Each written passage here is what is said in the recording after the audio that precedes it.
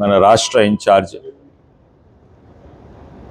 అభయ్ పటేల్ గారు, మరి జిల్లా అధ్యక్షులు రాజభూపాల్ గౌడ్ గారు, మాజీ జిల్లా అధ్యక్షుడు బొక్క నరసింహారెడ్డి గారు, మాజీ జెడ్పీ చైర్మన్ ఎమ్మెల్యే రత్నం గారు,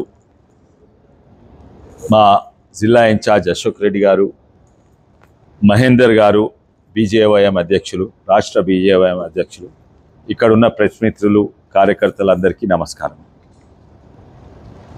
మీరు రాష్ట్రంలో కొన్ని డ్రామాలు జరుగుతాయి, కానీ దేశంలో ప్రపంచంలో దృష్టి అంత భారతదేశం మీద ఉంది. మీరు పహల్గామ్ ఘటనలు తెలుసు, దాని తర్వాత పాకిస్తాన్ అనుభవించిన పరిణామాలు తెలుసు. యావత్ భారతదేశమే కాక పార్టీలకు అతీతంగా ప్రపంచం కూడా భారతదేశం విజయము, భారతదేశ ఐక్యత మెచ్చుకుంటుంది. అదే కాక ఇంతకుముందు యుద్ధంలో మనం గెలిచినాక అప్పుడు లాల్ బహదూర్ శాస్త్రి గారు జై జవాన్ జై కిసాన్ అన్నారు. కానీ ఇప్పుడు యుద్ధంలో జై జవాన్ జై కిసాన్, అట్లనే జై ఇంజనీర్స్, జై టెక్నీషియన్స్, జై టెక్నాలజీ కూడా అనాలి. ఎందుకంటే ఇప్పుడు యావత్ ప్రపంచము భారతదేశం టెక్నాలజీ చూస్తున్నది. ఎవరు కూడా నమ్మలేదు భారతదేశం టెక్నాలజీ టర్కీ మళ్ళీ చైనా కంటే మించిందని. కొన్ని సందర్భాలలో అమెరికా రష్యాను కూడా మించిందని ఎవరు కూడా అనుకోలేదు. ఇప్పుడు అందరికీ తెలిసింది. ఇది నేను బీజేపీలో ఉన్న మా ప్రధానమంత్రి మెచ్చుకుంటా కాదు, వాస్తవాలు చూడండి. ఈరోజు ఫిలిప్పీన్స్లో అమెరికా బేస్, వాళ్ళకి అమెరికాతో సంబంధము, వాళ్ళకి అగ్రిమెంట్లు ఉన్నా కూడా వాళ్ళు చైనా మీద దాడికి తట్టుకున్నందుకు అమెరికా మిసైల్స్ కొంటలేదు, బ్రహ్మోస్ మిసైల్స్ కొంటున్నది. ఈరోజు ఆర్మేనియా వాళ్ళు మల్టీ బ్యారెల్ రాకెట్ లాంచర్స్ కొంటే వాళ్ళు రష్యా నుంచి కొంటలేదు, రష్యా పక్కకే ఉంటుంది. వాళ్ళు రష్యాకు మిత్రులు. వాళ్ళు భారతదేశంలో తయారైన Pinaka missiles, Pinaka multi barrel launcher కొంటున్నది. కానీ ముఖ్యమైనది ఏంటంటే అక్కడ అనుకోనట్టు రష్యా కూడా నిన్న కాక మొన్న 300 డ్రోన్స్ వాలినాయి వాళ్ళ ఎయిర్పోర్ట్ మీద, తట్టుకోలేకపోయినాం. కేవలం 300 డ్రోన్స్ వాలినాయి. వాళ్ళ సిస్టమ్ వాళ్ళు చక్కగా వాడలేకపోయినారు. కానీ వాళ్ళ సిస్టమ్ S-200 మనం వాడుకొని పాకిస్తాన్వి 500 డ్రోన్లు ఒకటేసారి వాలినా కూడా ప్రతి ఒక్క దాన్ని తట్టుకున్నది వాళ్ళ రష్యన్ S-20. ఇంకా మన మిసైల్స్, రాకెట్స్, ఆర్టిలరీస్ అన్నిటినీ ఇంటిగ్రేట్ చేసి ఫస్ట్ టైం ప్రపంచంలో వాడిందంటే మనం, అది మెచ్చుకుంటున్నారు. వాళ్ళ 500 డ్రోన్స్ వాళ్తే మన 100 డ్రోన్స్ ఎగిరినాయి, 1000 ఆర్టిలరీ షెల్స్ పోయినాయి. అదే కాక ఒకటే షాట్ తోటి, అది కేవలం 5 లక్షల యంత్రము వజ్రా షాట్ అనేది భుజం మీద పెట్టుకొని కొడితే ఒకటేసారి 5 డ్రోన్స్ కింద పడిపోతాయి. ఇవన్నీ కూడా చాలా విచిత్రంగా, ఎవరు కూడా అనుకోలేదు. మన గెలుపు చిన్న గెలుపు కాదు, మన గెలుపు చాలా పెద్ద గెలుపు. ఎందుకంటే ఒకటేమో వాళ్ళే చెప్పిండ్రు 4 రోజుల కింద, వాళ్ళ అధ్యక్షుడే చెప్పిండు, వాళ్ళ మిలిటరీ ఆసిఫ్ ఆయన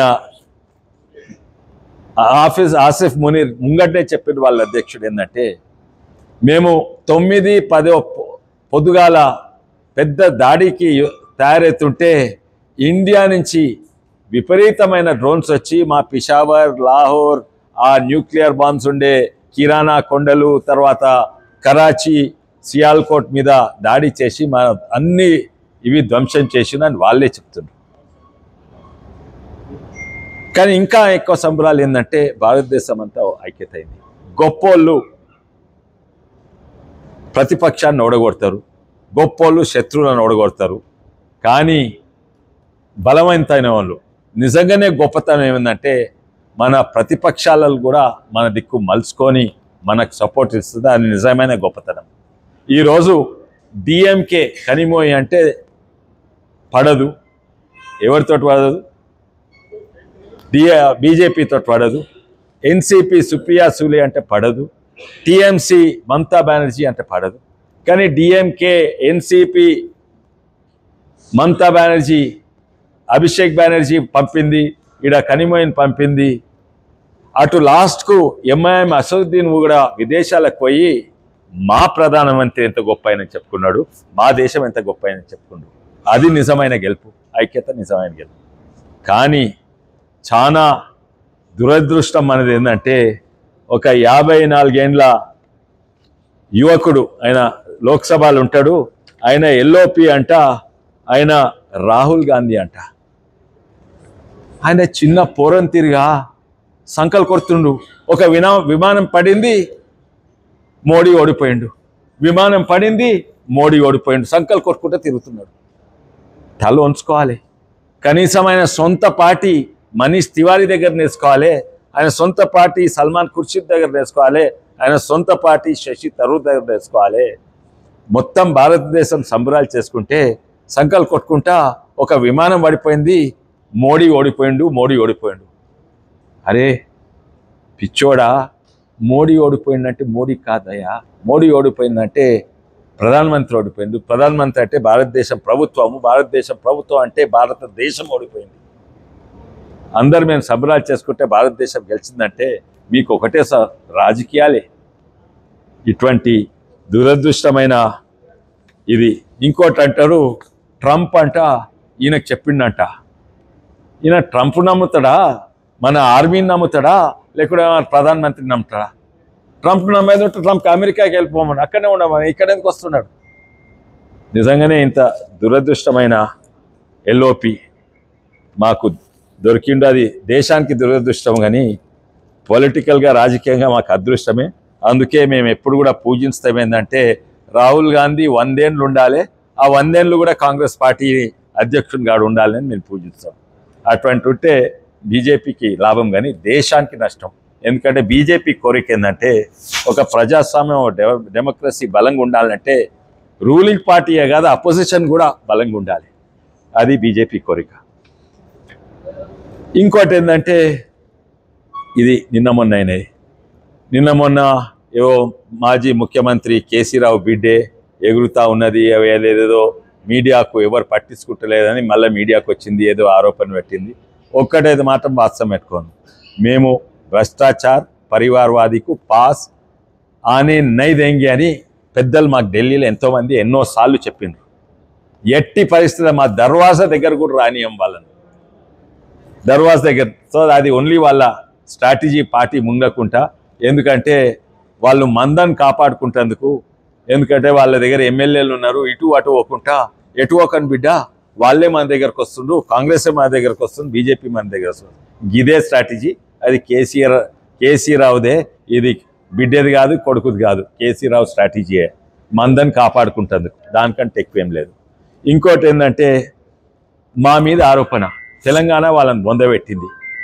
కొన్ని కారణాల వల్ల ఎమ్మెల్యేలు మాకు గెలవలేదు. ముఖ్య కారణం ఏంటంటే రేవంత్ రెడ్డి గారు ఇంకా కాంగ్రెస్ పార్టీ ప్రచారం ఏం చేసిందంటే మేము కవితను అరెస్ట్ చేయలేదు, అందుకే కవిత టీఆర్ఎస్తో పట్టు పెట్టుకుండ్రు. అందుకే ఆ బురద మా మీద సల్మిండ్రు, ఆ గులాబీ బురద మాకు అంటుకున్నది. అందుకే మా ఎమ్మెల్యేలు అప్పుడు గెలవలేదు. తర్వాత కవితకు జైలు వేసేది మేము కాదు, పోటీ పడ్డాక అందరు ప్రజలకు నమ్మింది ఏంటంటే పాతలు తప్పు చెప్పిండ్రు, నిజంగానే వీళ్ళకు పొత్తేం లేదు. అప్పుడు మేము అందరం 8 ఎంపీలను గెలిచినాం. 9 గెలుస్తుంటే 1-2 పోయినాయి. కానీ గెలిచినాక మా మీద ప్రచారం ఎవరు, టీఆర్ఎస్, బీఆర్ఎస్ ఇంకా కాంగ్రెస్ కలిసి 8=0 అంట. ముఖ్యమంత్రి గారు గుడ్డు పెట్టుకొని తిరిగిండ్రు, ఏం గుడ్డో ఏందో అని. ఇప్పుడు కూడా ప్రచారం ఒక్కటైతే వాస్తవం, టీఆర్ఎస్ పార్టీకి కాంగ్రెస్ పార్టీకి సోషల్ మీడియా బలం బాగున్నది. ఆ మాజీ ముఖ్యమంత్రి వరంగల్లో మా సోషల్ మీడియా వారియర్స్ అన్నారు కదా, ఇదే సోషల్ మీడియా ఏం చేస్తున్నారు వాళ్ళు, 8 ఉంది 0 ఏమీ తెస్తలేరు, తెలంగాణకి ఏమీ తెస్తలేరు. వాస్తవాలు చెప్తా, నంబర్లతోటి సంఖ్యలతో చెప్తారు. ఈరోజు తెలంగాణ ఇంతో అంతో బతుకుతుందంటే కేంద్ర ప్రభుత్వం వల్లనే. ఈరోజు రైతు బతుకుతుందంటే, రైతును ఆదుకుంటుందంటే సెంట్రల్ గవర్నమెంట్ ఫండ్స్ వల్లనే. ఈ రోడ్స్ ఇక్కడ రోడ్లు ఇంతో అంతో ఉన్నాయంటే ఆ ఉన్న రోడ్లన్నీ కేంద్ర ప్రభుత్వమే, పాట్ హోల్స్ పొక్కలు పడ్డ నాశనమైన రోడ్స్ అన్ని రాష్ట్ర ప్రభుత్వం. ప్రతి ఒక్కరు కూడా ముఖ్యమంత్రి గారే చెప్పిండ్రు, నన్ను కోసి బొక్కలు తీసినా కూడా మా దగ్గర పైసలు. ముఖ్యమంత్రి గారు కరెక్ట్ మాట్లాడిండు. పాతోడు దోసుకున్నాడు, కుటుంబం దోసుకున్నది, వీళ్ళ చేతిలో చిప్పలు పెట్టిపోయిండ్రు. కానీ వీళ్ళు 6 గ్యారంటీలు ఇచ్చిండ్రు. ఎలక్షన్స్ అప్పుడు అబద్ధం చెప్పిండ్రు, ఎలక్షన్స్ అయినా ఇప్పుడు నిజమే మాట్లాడుతుండ్రు. మా దగ్గర పైసలు లేవు. ఈరోజు తెలంగాణ నడుస్తుందంటేనే ఇది కేంద్ర ప్రభుత్వం. నేను కొన్ని చూపెడతాను. నా లెక్కలు నావి కాదు, ఇవి డేటా, అఫీషియల్ గవర్నమెంట్ డేటా. ఈరోజు ప్రతి రైతు కుటుంబానికి యావరేజ్గా 80 నుంచి 90 వేలు, లక్ష వరకు కూడా మొత్తం క్యాలిక్యులేట్ చేయలేదు. 90 వేల కంటే ఎక్కువ ప్రతి రైతు కుటుంబానికి ప్రతి ఏడాది కేంద్ర ప్రభుత్వం నుంచి వస్తుంది. ఎట్లా అని చెప్పండి. ముఖ్యంగా మన తెలంగాణ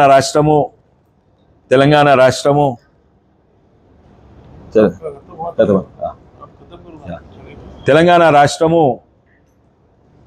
వరి పండిస్తుంది. మనం తినేదెంత 40 లక్షల టన్నులు, మనం పండించేదెంత 2.5 నుంచి 3 కోట్ల టన్నులు. అంటే మనం తినేదానికంటే 5-6 ఇంతలు ఎక్కువ, 500-600% ఎక్కువ. అయితే ఎవరికి తెలంగాణకు అవసరం లేదు, దేశానికి కూడా అవసరం లేదు. ఇంకా దేశం మొత్తము తినేదానికంటే ఎక్కువ పండిస్తున్నది. పంజాబ్, కర్ణాటక అంతటా కూడా పండిస్తుంది. అయినా కూడా కేంద్ర ప్రభుత్వం కొంటున్నది. ఎందుకంటే రైతులను ఆదుకుంటుంది. ఎన్ని వేల కోట్లు కొంటుంది? 24,000 కోట్లు కొంటున్నది. అఫీషియల్ తెలంగాణ డేటా ప్రకారంగా 30 లక్షల కుటుంబాలే, 30.9 లక్షల కుటుంబాలే ఉన్నాయి. కానీ వాస్తవంగా 40 ఉన్నాయి అనుకోండి. ఆ డేటా ప్రకారం చూస్తే వరి కొనుగోలుకు ప్రతి ఇంటికి 67,961 రూపాయి వస్తుంది తెలంగాణ డేటా ప్రకారం. ప్రతి ఏడాది రబీ ఖరీఫ్ కలిసి. అదే కాక మన కిసాన్ సన్నిధి యోజన కింద వాళ్లకు దాదాపు 6,000 రూపాయలు వస్తున్నది. ఈ 2 యాడ్ చేయండి, 74,000 ఆల్రెడీ దాటింది.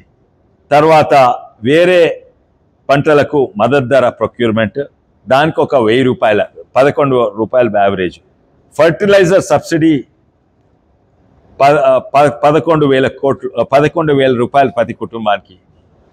తర్వాత చిన్న ఎన్నో ఉన్నాయి. ఒకటి PM కుసుమ్ అంటే సోలార్ పంపుల కొరకు ఇంటికి 5,000 రూపాయలు యావరేజ్గా. ఎందుకంటే మొత్తం రాష్ట్రానికి 1,600 కోట్లు అంటే ఇంటింటికి యావరేజ్ చేస్తే 16. ఇవన్నీ కలిపి 91,727 రూపాయలు ప్రతి రైతు కుటుంబానికి యావరేజ్ అవుతుంది. ఇది ఓన్లీ రైతుకు డైరెక్ట్. నేను ఇండ్ల గురించి ఇంకా ఆవాస్ యోజన ఇవన్నీ గురించి ఇంకా యాడ్ చేయలేదు. ఇవన్నీ కూడా యాడ్ చేస్తే, ఆవాస్ యోజన ఇవన్నీ కూడా యాడ్ చేస్తే 1,00,000 రూపాయల కంటే ప్రతి ఆదాయం.